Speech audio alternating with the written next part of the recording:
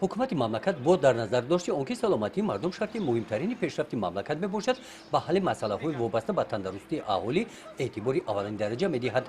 در دایره همین تدبیرها در ولایت ختلان تشکیل و بر راه ماندن خدمت رسانی سیار طبی رایگان در این سمت نتیجه های خوب داده ایستادند. بعد ناحیه تیمور ملک گروه کاروانی سلامتی به ناحیه واسه آمد. در اساس دستور سپرشوی بواسطه اساسدار صلح و وحدت ملی پیشوای ملت پرزیدنت جمهوری تاجیکستان محترم امال رحمان و با دستگیری بواسطه رئیس ولایت ختلان امروز در ناحیه ما کاروان سلامتی عکس شفا برگزار گردیده است که امروز از صبح بروقت مردم بسیار با توجه بلند آمده از تشخیص‌های لازمه گذشته ایستاده‌اند. این هم باشد برای سلامتی و پیشرفت ساحه تندرستی در ناحیه واسه میباشد.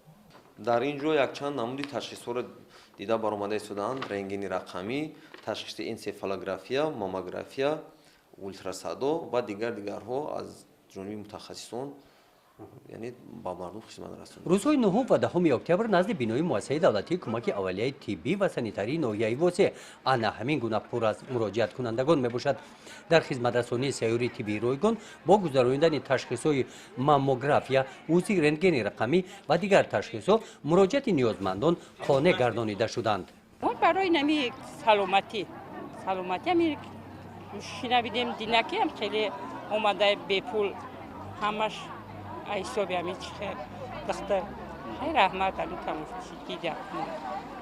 خیلی مناسبت کردن شما خیلی. معامله شروع نسبت شروع کردن معامله شروع خیلی. شما چی که در داشتین؟ ما می پو میونم در میکرد و سرم همه جور خیلی پرسیدک همش گفتیم هم داری سر پو میون همه جور خیلی رنگین کرد همش شروع توبت کرد. روزهای گذراندن خدمت رسانی سیار طبی رایگان متخصصان سرطانشناس، امراض درونه، جراح، عصبشناس، جراح عصب، عصبشناس، سلشناس، طبیب بیماری‌های امراض زنانه و دیگر طبیبان اشتراک نموده بعد تشخیص به مراجعت کنندگان مصلحت‌های مفید دادند. با ما بیشتر بیماری‌های زنانه مراجعت کردن. ما از غدودهای شیرین ماموگرافی راحت داده کار کردیم. این خیلی خدمت رسانی در ما نبود.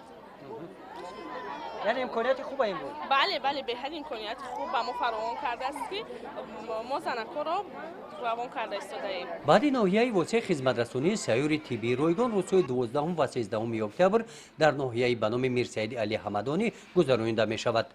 گزارش خواجه نظریف خدای نظر ظهورف از ولایت ختلان برای برنامه اطلاعاتی نوید.